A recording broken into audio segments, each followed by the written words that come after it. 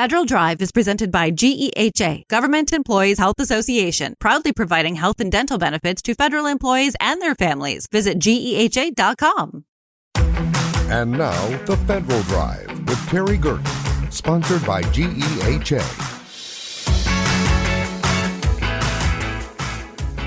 Welcome to the Federal Drive on Federal News Network. It's Friday, May 8th, and it's Public Service Recognition Week. I'm your host, Terry Gerton, and I'm glad you're here. Coming up on this hour of the Federal Drive, how the FCC sees cybersecurity as part of its public safety mission. Plus, why better cyber tools fall short without behavior, trust, and accountability. Those stories and much more ahead during this hour of the Federal Drive. We begin with this. The number of contract awards to 8A small businesses are down across the government, but Native American, Alaskan Native, and Native Hawaiian-owned companies are feeling the brunt of the downturn. The Small Business Administration has also slowed down the approval of new applications to the 8A program. SBA hasn't processed an application since August. All of these concerns drove the Native American Contractors Association to finally speak up about the impact of the Trump administration's actions on their communities. For more on this latest and a growing number of concerns about the 8A program, Federal News Network's executive editor, Jason Miller, joins me now. Jason, great to have you.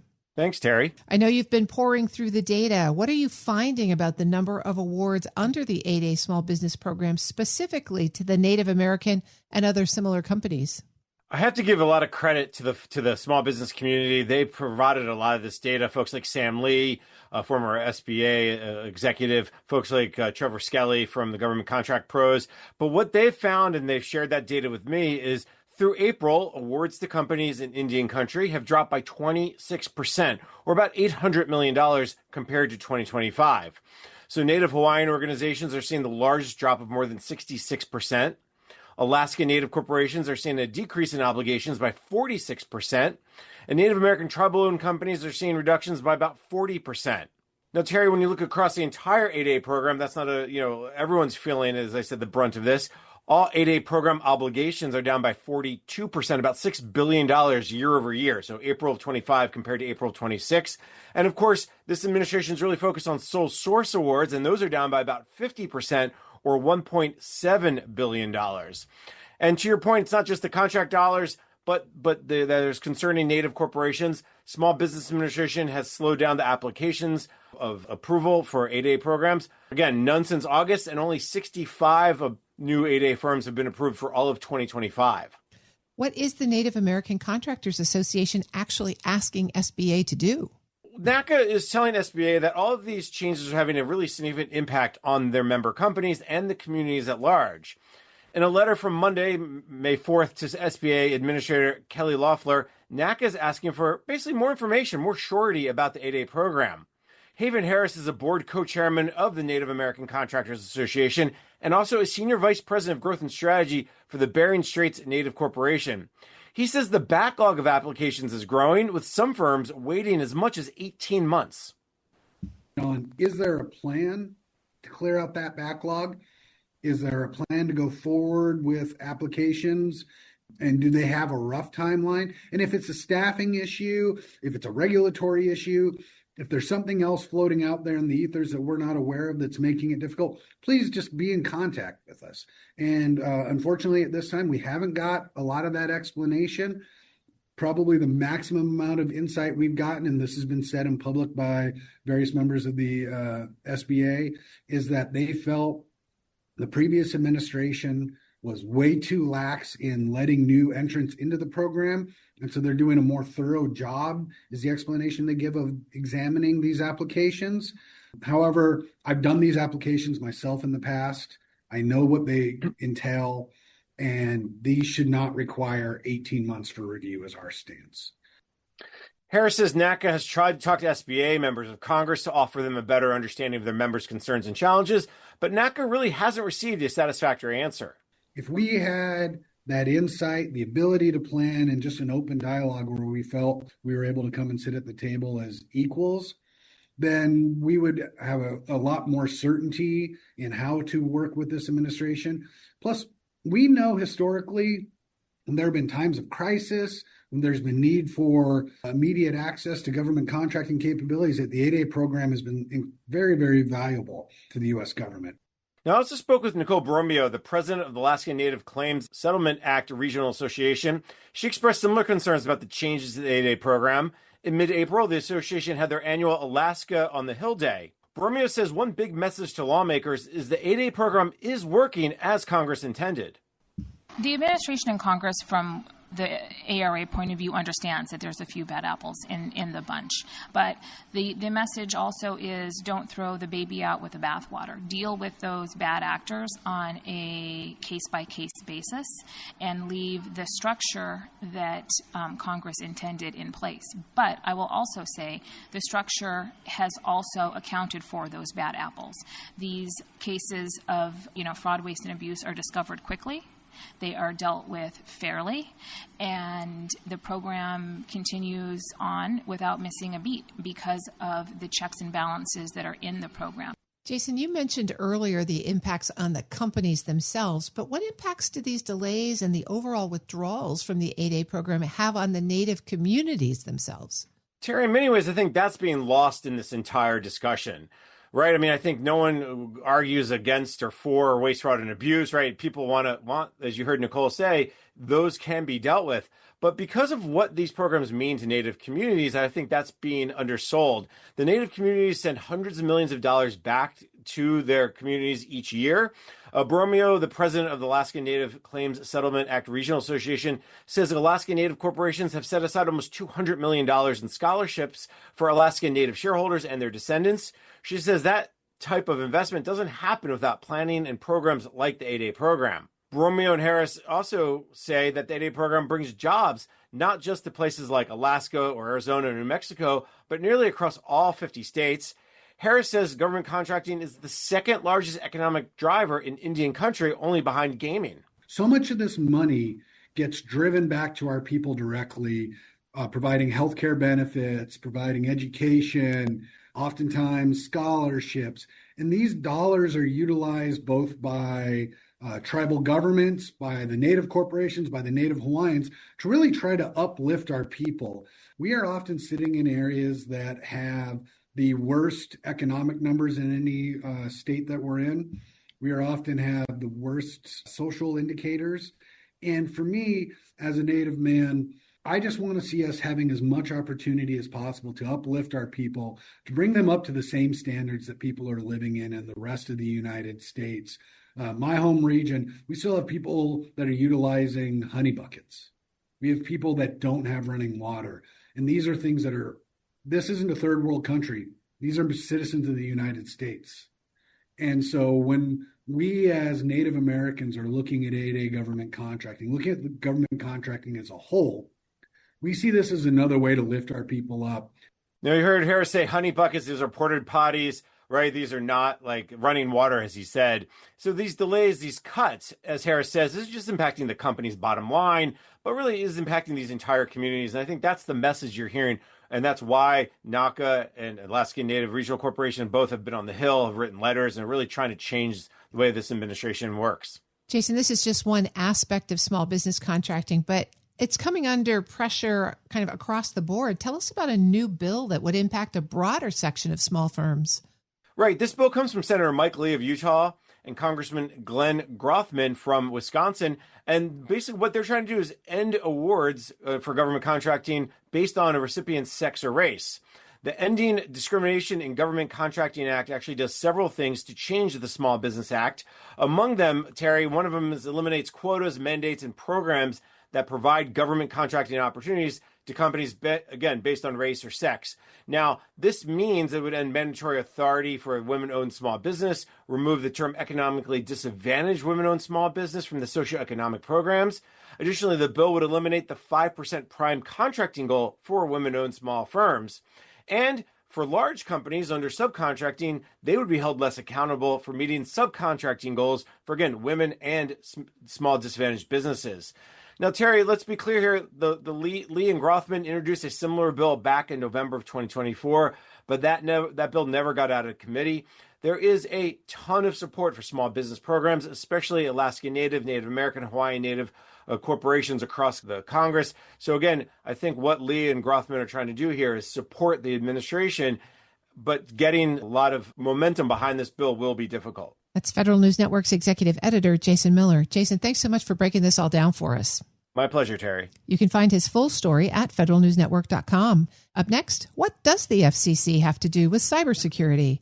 This is The Federal Drive with Terry Gerton on Federal News Network.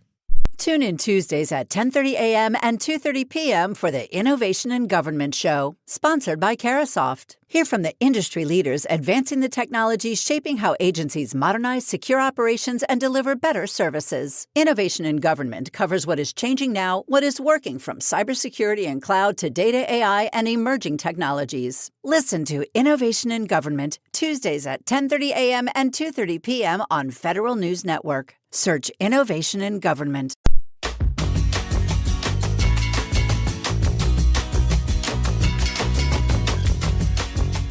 Welcome back to The Federal Drive with Terry Gerton on Federal News Network. From emergency alerts to disaster communications, the systems that keep the public informed depend on secure communications networks. Here to explain how the FCC is approaching cybersecurity through the lens of public safety and why preparedness matters as much as regulation is the chief of the Public Safety and Homeland Security Bureau at the Federal Communications Commission, Zenji Nakazawa.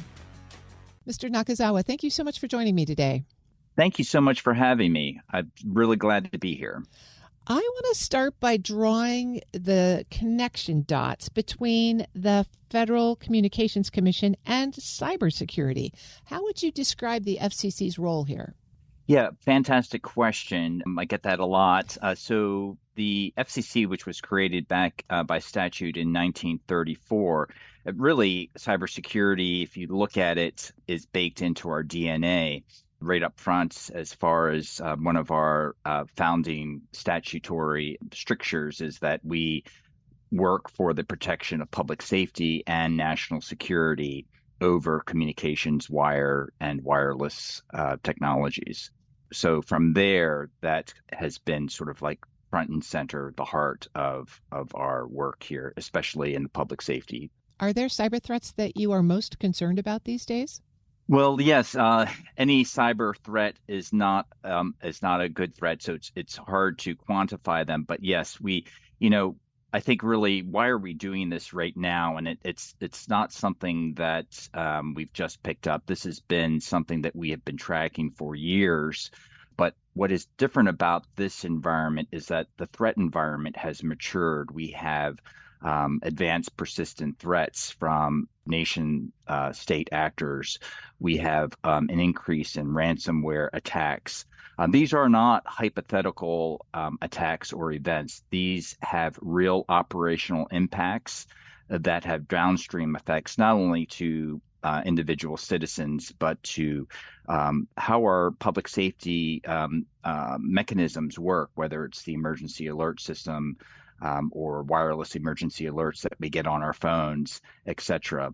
So these workshops are really We will come back to the workshops, but I want to keep kind of just exploring the environment for a minute because the communications ecosystem is really varied. You have large national carriers, small providers, local businesses, and you have equipment providers, and they all have very different resources. So when you think about this ecosystem, where do you see the biggest opportunity for the FCC to actually help the communications sector strengthen its cyber posture?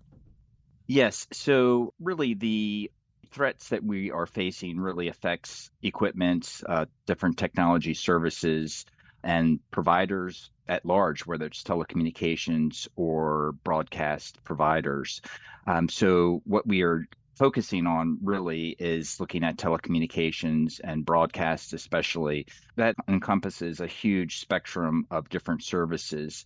Cyber attackers do not care. They look for any kind of vulnerability, whether it's in as simple as a router to something more complex, whether it's a satellite or an undersea cable. So wherever they can find an opening, it's like ants hunting for honey, they will find it. Back to those workshops, you are hosting two in May 14th and May 15th. Tell us about what they're designed to do and who they're designed to help. Yeah, so I'm really excited about these two workshops because on two consecutive days, we will be bringing together panels of experts from government and industry to discuss cyber attacks. And really, what we're looking at is that we realize that the threats that we're facing are no longer theoretical, that it's operational. And the small providers, especially small and medium-sized providers, are really at the front lines when these cyber attacks happen. They're often without the resources that larger, well-heeled firms and providers have. So what this is about essentially is closing that gap very quickly by bringing together the best and the brightest in the same room and sharing that information, sharing awareness of these threats and best practices.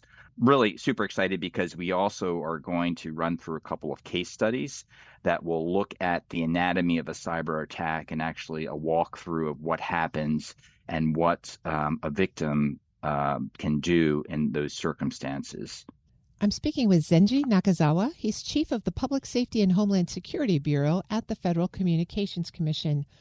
I would love to hear more about those cases, but I want you to save those for the workshop itself.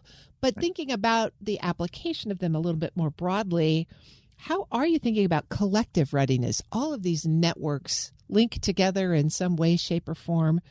So rather than just individual compliance at each broadcaster or firm, how are you thinking about safety and security kind of across the whole communications network? Yeah, so that's a good point. All communications, telecommunications is interlinked and interconnected. But what we're looking at really are the weakest links because really, as far as preventing a cyber attack, it's not so much preventing it, but is making sure that companies that are attacked, that are they ready and do they have a process in place to address that attack? And also to contain it and to resume continuity of operations, which is very important. So it really, when we're looking at this issue, we look at it broadly and we realize that, for example, ransomware attacks, the likelihood of a business experience a ransomware attack is like 1 in 2, according to statistics. And looking at that and the damage that ransomware attacks can cause to businesses, especially small businesses. We want to focus on small and medium-sized businesses of what they can do to protect themselves and the importance of having a cyber resiliency program in place that they actually are prepared when that situation does happen. You talked about these workshops providing best practices and case studies. Turning best practices knowledge into operational readiness is actually the hard part. So what are you hoping that participants in the workshop will be able to do afterwards that they can't do before? Yes. So hopefully the intention of these workshops is to not only share the information, but to give them practical tools that they can implement. In some cases, it may seem like basic information, but even basic information is crucial.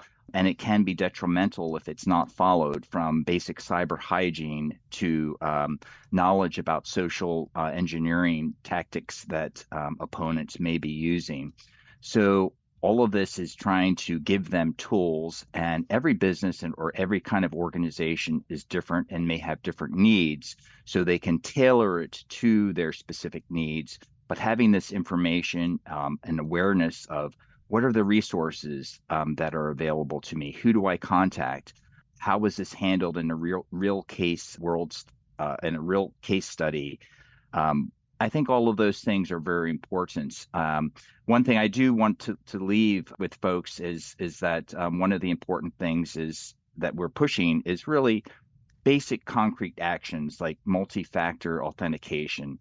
I think of it as, you have access to your building, but you have to do a key card. A guard is at the door.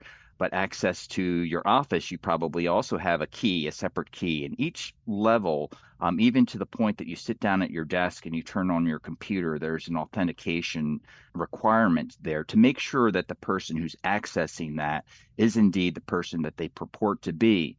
And I think having those kinds of systems in place, stopgap measures and redundancies is very important. And overall, really, that goes a long way to helping address cyber attacks.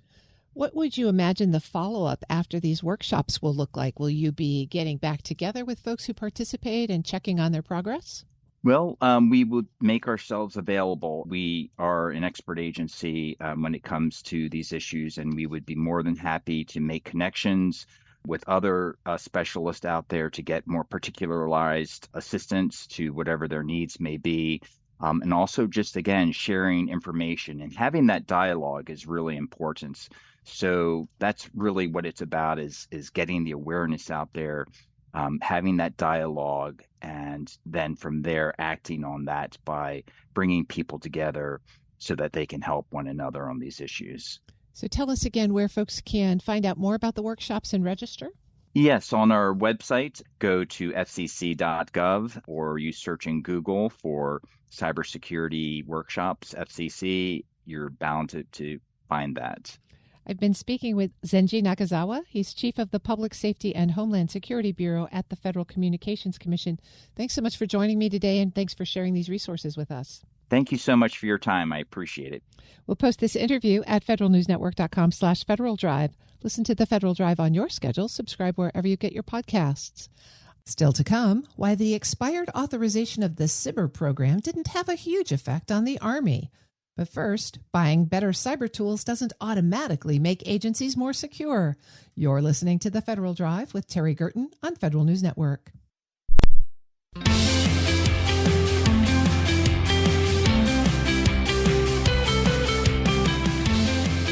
Welcome back to the Federal Drive with Terry Gerton on Federal News Network. Cyber spending often focuses on new platforms and advanced defenses, but experience shows those investments fall short when organizational practices, training, and accountability don't evolve alongside them. Here with the perspective on why people remain central to effective cybersecurity is Senior Director, Civilian Experience and Policy Research at Force Marsh, Nicole Togno. Nicole, thank you so much for joining me. It's great to have you on the show. Oh, it's great to be here, Terry. Thanks for having me. Cybersecurity is a big topic for us. We talk about it a lot. Our audience is really interested in it. We talk about typically cybersecurity tools, training, rules, and regulations. And at the same time, though, we're noticing that phishing and social engineering attacks are getting more sophisticated every year.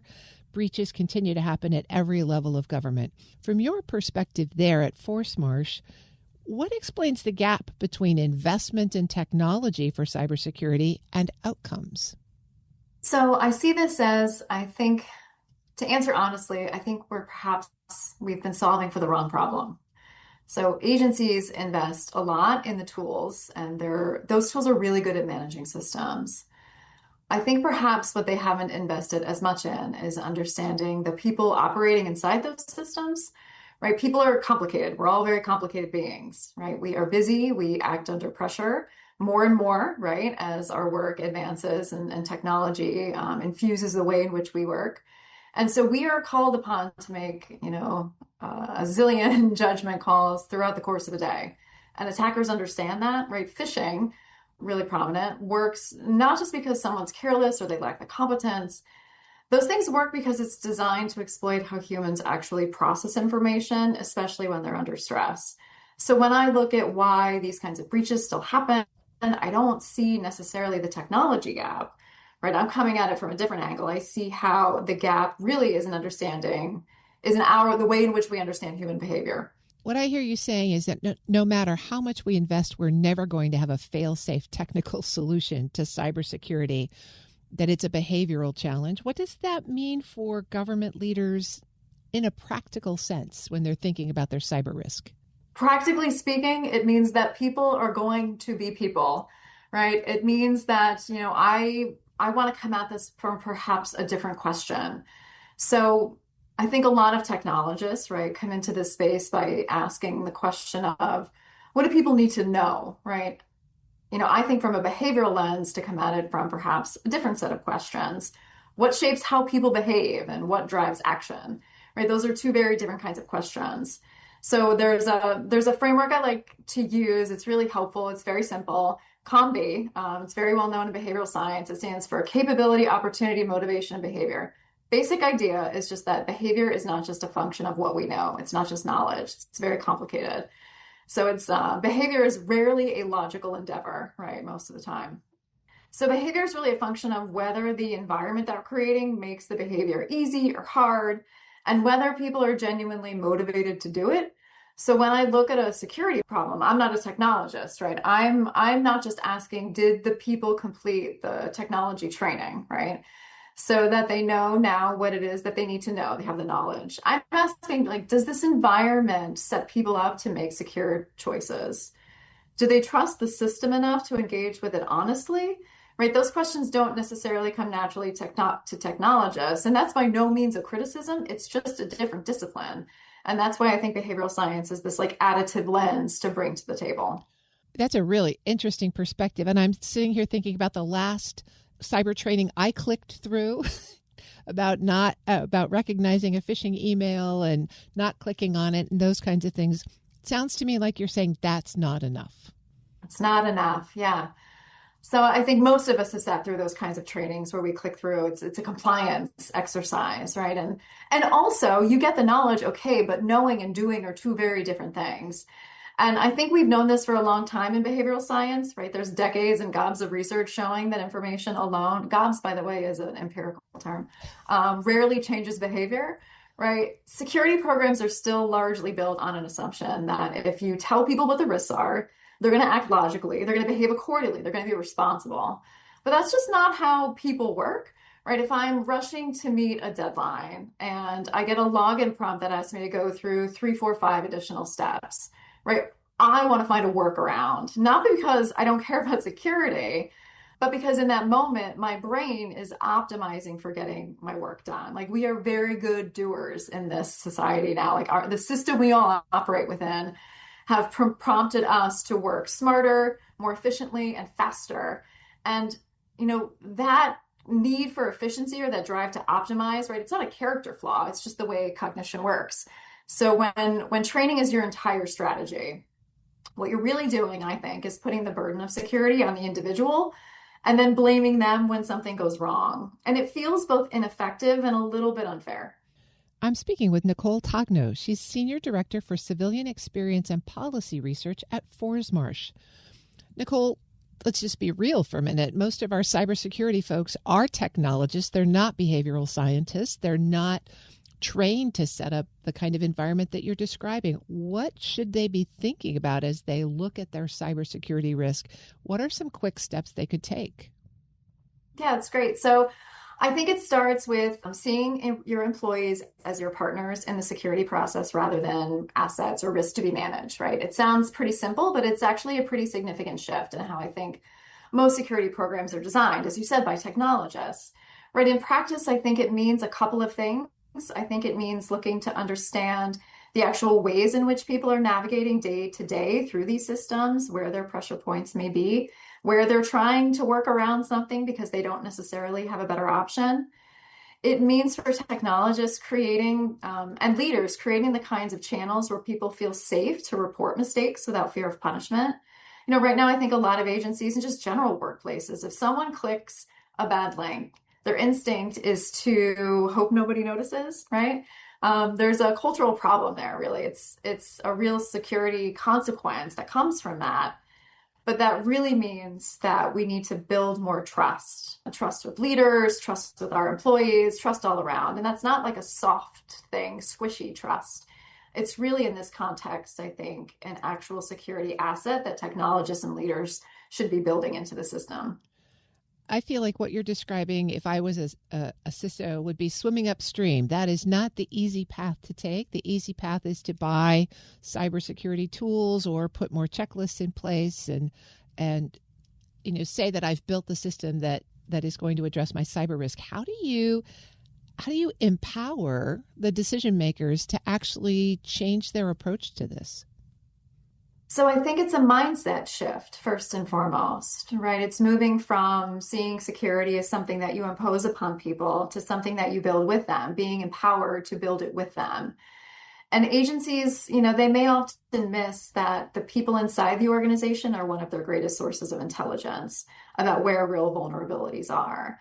And so empowering technologists to engage with employees, to know where the workarounds may be, to understand which processes might be so cumbersome that nobody's really following them, although no one's really saying that out loud. So I think, a lot of security programs aren't designed to surface that knowledge, right? They're designed to push that information down. So there's an enormous amount of insight just sitting there that's untapped, waiting for technologists and leaders and CISOs to come in and gobble up, right? It's gold for them to be able to understand not just how do we get people to comply, but really start asking, how are the people telling us, what are the people telling us about how the system is actually working, right? It's a different kind of conversation. And so it's that mindset shift to get them new data, new interesting insights that they wouldn't get just from doing, an internal penetration test for their technology assets.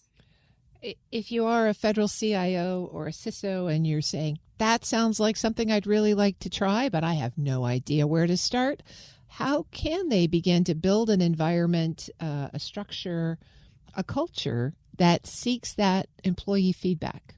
I would say the simplest thing to do is talk to people. It doesn't have to be formal. It doesn't need to be a town hall. It doesn't need to be a formalized survey. Just sitting down with a handful of employees across different roles and ask them 2 questions, right? Where does security get in the way of your work? And what do you do when that happens, right? And then just listen, right? Don't defend the program. Don't explain the policy. Just listen. And what you might hear may be uncomfortable. You may find out about things people are doing that you didn't know existed, about processes that folks stopped following ages ago. Moments where doing the secure thing felt hard, too hard maybe. And that information, right, that's that golden insight, right? It tells you exactly where your program is breaking down in the real world, beyond that kind of pressure testing that your technology experts are doing to make sure that the system works, but in the actual daily experiences of the people that you're counting on to keep the agency secure. So that's where I'd start. Simple, talk to people. Because you can't design for human behavior if you don't understand the actual humans using it. Once you get that kind of feedback, what's the next step? It's a great question. So I think the next step, once you get that feedback, is you put it into the hands of your technologist team and you show them the evidence of you've designed this really elegant and beautiful system with which we are rock solid to this point. But to get to the next point, you need to engage the people.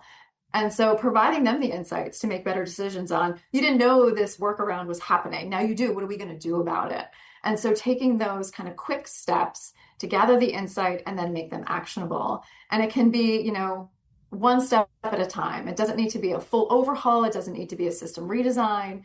It's simply taking these qualitative insights from the people that you have in your organizations, using your tools and systems every day, and then making small adjustments and tweaks along the way.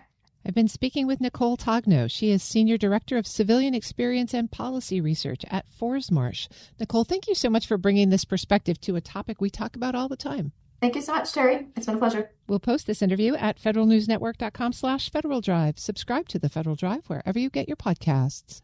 Coming up next, why the expired authorization of the SBIR program didn't have a huge effect on the Army.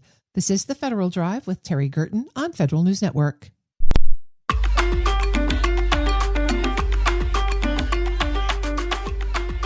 Welcome back to the Federal Drive with Terry Gerton on Federal News Network. After the president signed the bills reauthorizing the Small Business Innovation Research and Small Business Technical Transfer programs, the Army moved quickly. It pushed new SBIR and SITR opportunities out the door almost immediately. In April, the service had released 5 new topics, including a prize competition and an effort tied to experimentation.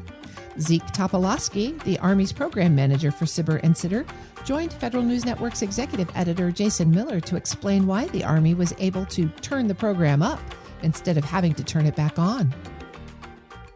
Since the lapse, basically, we had to pause new solicitations, but any topic area that was solicited prior to the lapse, if you're familiar with SBIR, we typically award a phase 1 proof of concept study, and that'll go up to 6 months for the Army, but could be longer for other agencies. And then if it's successful, we can award a prototyping contract for up to 2 more years. and sometimes even a second prototyping contract for 2 years in addition. So any effort that was solicited prior to the lapse, we're able to continue receiving proposals for follow-on awards from any of those topic areas. So we've had topics that were released in 2025 that we were getting the follow-on prototyping proposals in, and we were able to continue to move ahead, review and approve those as long as we had funding available. Our FY25 funds with SBIR, we don't get our funding until the budget is passed, and the defense appropriation doesn't typically pass early in the year. So we have to wait for that to pass, and then before the SIBR, SITR, SBIR, STTR tax can be assessed and then provided to us. So we have to maintain a little bit of a carryover from the prior fiscal year of funding so that we don't have, program stoppage every year. And so in this way, we were able to continue to review and fund proposals that were follow-ons from previous topics during the lapse period. Phase threes, absolutely, phase three authority never went away. So companies that had prior awards, phase one or phase two from any agency were still eligible for phase threes. And throughout the first 2 quarters, we certainly saw a number of phase three awards get done. Those are just Army customers identifying a solution that already was invested in, and they're able to move out on those phase three contracts as well. So really just the pause of new solicitations is all that resulted from the lapse from our end. We did finally run out of our funding from FY25 at some point, but luckily the reauthorization came at a great time and we're able to get topics right back out on the street. Let's talk about those topics. You said, I did not know the 98 different topics got out in that first 24 hours from across all of DOD. You said Army had 5 topics. Maybe let's run through what those 5 are offhand and give us some highlights. You mentioned the prize competition as one example. What else innovations kind of came from this latest round? We had 2 topics that have been public since September that unfortunately the lapse occurred right before proposals were allowed to be submitted. So they've been just kind of sitting there in what we call pre-release status. So those started accepting proposals on Tuesday. One of them was to modernize our test facilities, our test ranges. We are often developing technologies now that have to operate in what we call electromagnetic contested environments. So we don't have full control of the spectrum. We know there's a dirty battlefield out there, and there's, folks that are trying to disrupt what we're doing. And we've been testing technologies at ranges that are unable to replicate those scenarios, and if they can, to be able to collect the proper data. So one of our projects is to modernize the radar equipment that are at some of our test ranges to be able to use much lower cost, much lighter weight solutions to match the performance that we have to use very expensive active electrically scanned arrays right now to emulate different electromagnetic battlefield threats. So we're looking to replace some of that big expensive equipment with very low cost radars that use metamaterials. So that's one topic area to support our test and evaluation community. We also have a topic out there to modernize our 6T batteries that are used in a number of ground platforms. And right now, there's a number of commercial solutions for these types of batteries, but the military platforms can't readily accept them. And if they do, they don't accept them smartly. For example, we don't have smart charging capabilities. We don't have real-time knowledge of how much charge is left on a particular battery. So we end up doing a lot more maintenance and a lot more charging and possibly damage to the life cycle of these batteries. We also don't necessarily have the ability to hot swap in different commercial solutions. There's some vendor lock in some cases. So we have what's called an open topic, which is a broader top problem area around the use of plethora of 6T batteries in various platforms. How can we modernize the maintenance, the operation and sustainment of these battery solutions, but also give the platform developers, and the PMs that have to manage them, greater flexibility in where they can source their 6T batteries. So that's a open topic where we expect to get more proposals because we didn't narrow in on one particular problem set. There's several problem sets identified in that topic. So those 2 started accepting proposals now. Then we launched 3 new topics. One is unique in that we try to shorten the timeline. The goal is we're looking at modular payloads for UASs. So if we had a common UAS platform, but we need to hot swap different payloads for different missions, maybe it's a surveillance, an ISR payload, but then we need to use that same platform to quickly go out and do something defensive or offensive or whatever the mission may require. So we have a topic that is looking for mature, almost commercial off-the-shelf solutions for payloads that can be hot swapped into UAS solutions, so that units that are set up to experiment with these can start developing new ConOps, new ways to operate with more advanced payloads for their UAS platforms. So the goal of this project is unique, is very short turnaround time, assess payload solutions, and be able to rapidly turn around and get those that are viable into experimentations with end units and soldiers who will be able to give the vendors real-time feedback on their solutions and inform what we do for the prototyping effort that would follow on. So that normally we do what we call phase one, the feasibility studies, in 6 months timeframe. In this case, we're going to shorten it to 3 months or less to try to get quickly to the prototyping solutions that we want to invest in. And then we have another unique topic because it's a prize competition. The Army does something called prize to contract model, where we leverage our prize authority the DoW gives us. The prize authority is just giving out cash prizes. Our prize program is called X-Tech.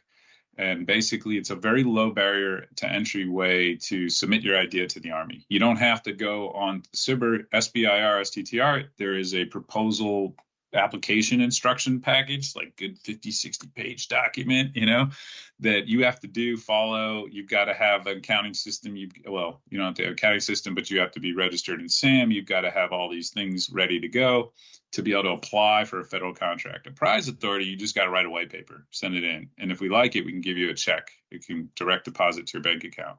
But the other benefit is it satisfies competition requirements. So the winners from our prize competitions, we can go directly into contract negotiations with them for follow-on awards. So we call it the prize to contract model, and we do about 5 to 6 competitions every year that partner with the SBIR program office. So we'll have a prize competition and an SBIR topic for the same thing. We launch them concurrently, and we notify industry that they have to win the competition to be able to apply for the SBIR opportunity. But in this way, it lowers the barrier for both sides, makes it a gated approach. Just do a white paper. We'll invite you in to present your idea in person or virtually, orally. And then if we like it, we select it, then you can go do all your paperwork and get it in, but you've already been selected. And the same thing on the Army side, the evaluation team, the contracting team, they really don't have to do as much work until we know these are the selected winners. Zeke Topolowski is the program manager of the Army Small Business Innovation Research and Small Business Technology Transfer Programs, speaking there with Federal News Network's executive editor, Jason Miller. You can find their full conversation at federalnewsnetwork.com. Search Ask the CIO. IRS employees temporarily reassigned to cover frontline work during this year's tax filing season will stay on these assignments a while longer. The agency is asking IT and human resources staff to stay on temporary details for another 120 days. Most impacted staff have been in training and are now addressing a backlog of amended tax returns. Federal News Network's Jory Heckman has more details. Jory, thanks for joining me.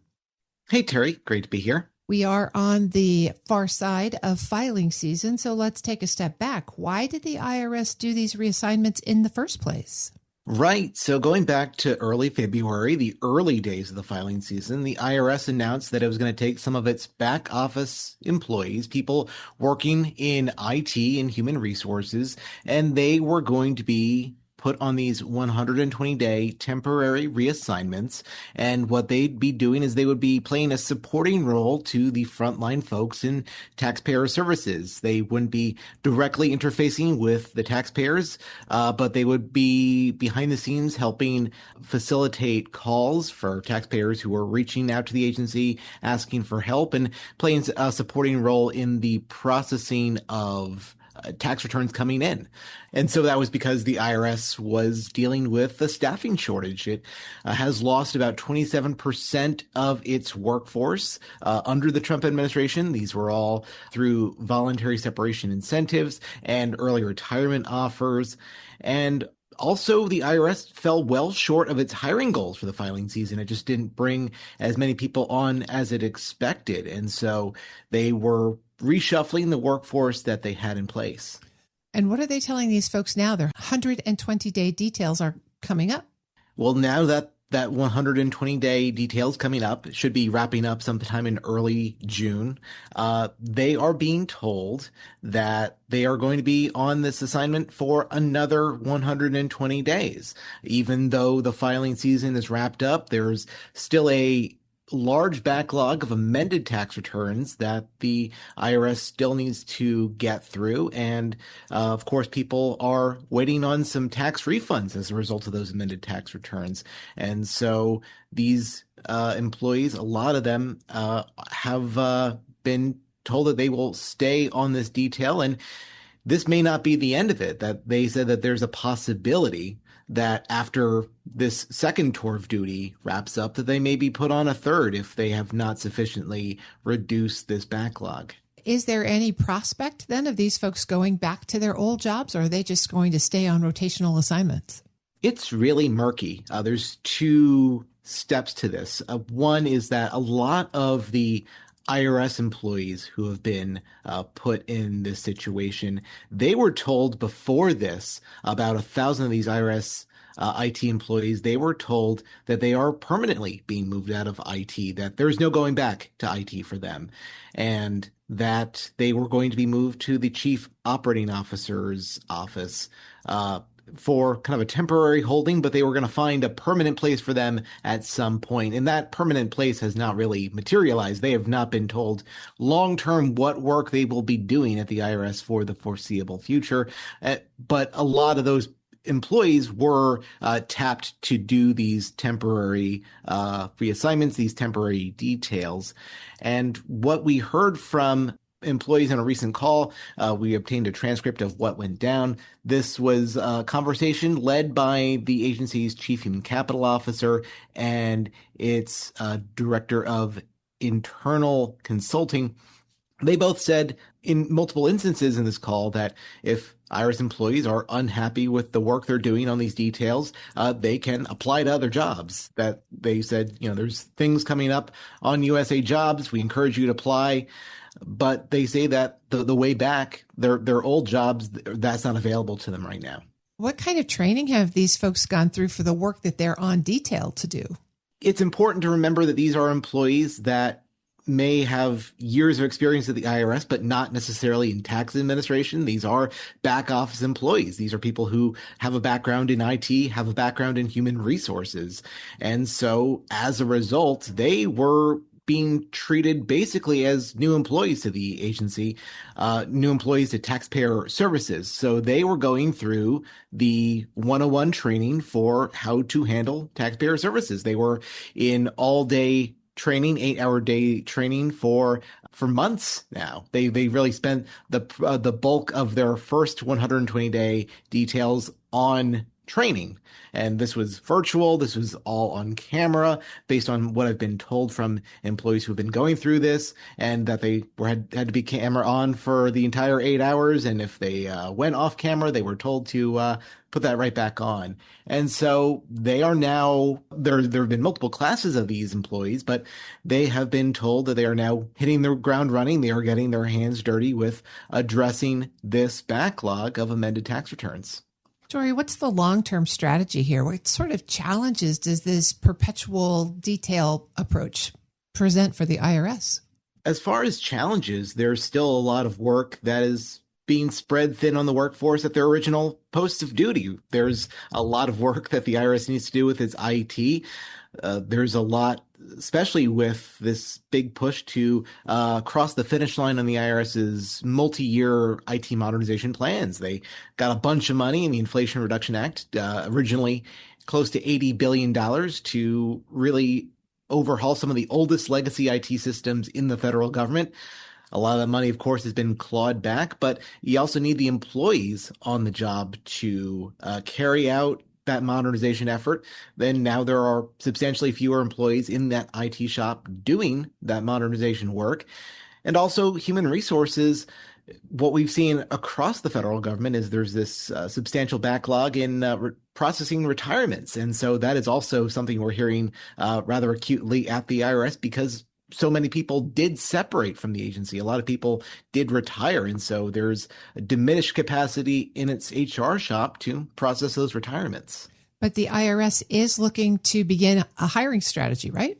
Right. Yeah. So what we've heard is in some corners of the agency, they are looking to hire again, even after this exodus of talent at IRS IT. We've been told that they're looking to hire about 175 new employees. So it's a little bit of people out the door and then bringing people back in.